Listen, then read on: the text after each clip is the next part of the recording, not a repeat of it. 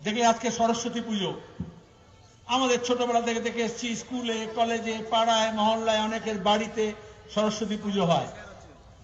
একটা উদাহরণ, কলকাতার যোগেশ চৌধুরী কলেজে, সেখানে আবার মমতা পড়েছেন, কি পড়েছেন বুঝতেই পারছেন।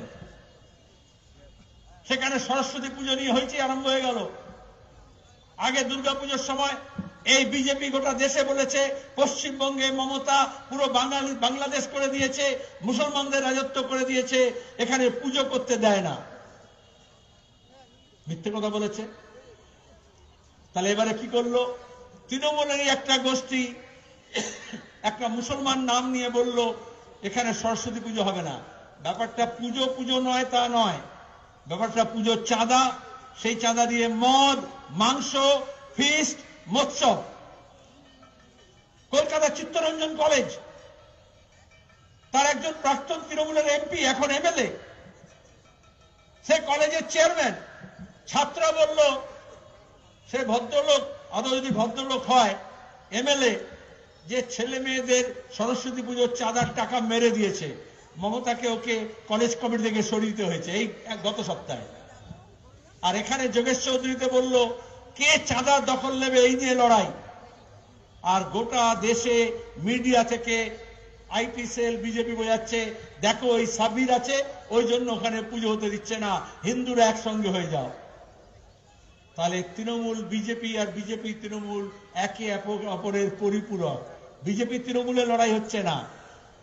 জাহাঙ্গীর বলুন সন্দেশখালীতে, অনুব্রত মণ্ডলের সাকরেত বলুন, টুলু মণ্ডল, আরাবুল বলুন, শওকত মোল্লা বলুন, আপনাদের পাড়া এলাকায় এরকম দেখবেন মমতা ব্যানার্জি লুটের যে সাম্রাজ্য করেছে।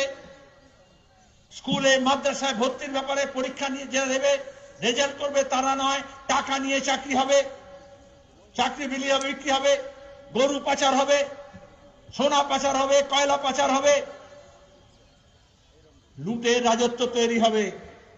আর সেই রাজত্বের সামনে কয়েকটা মুসলমান চেহারা সামনে রাখবে, একেবারে আরএসএস এর শেখানো বুলিতে। আর তারপরে যখন হাঙ্গামা হবে, ওই যে নিরাপত্তা সর্দার এখানে বসে আছে তাকে জেল দিল, আর বলল জাহাঙ্গীরের সাম্রাজ্য হয়েছে। গোটা দেশে বলল মুসলমানরা এরকমই হয়। তাহলে যে রাগটা তৃণমূলের উপরে হওয়ার কথা, যে ক্ষোভটা তৃণমূলের গুন্ডা বদমাইশ মস্তানের উপর হওয়ার কথা, যে রাগটা ধর্ষকের বিরুদ্ধে হওয়ার কথা, খুব কায়দা করে বিজেপি আর তৃণমূল ওটাকে মুসলমান বিদ্বেষ করার চেষ্টা করছে। আর এইভাবে হিন্দু আর মুসলমানের বিভাজনের রাজনীতি করছে।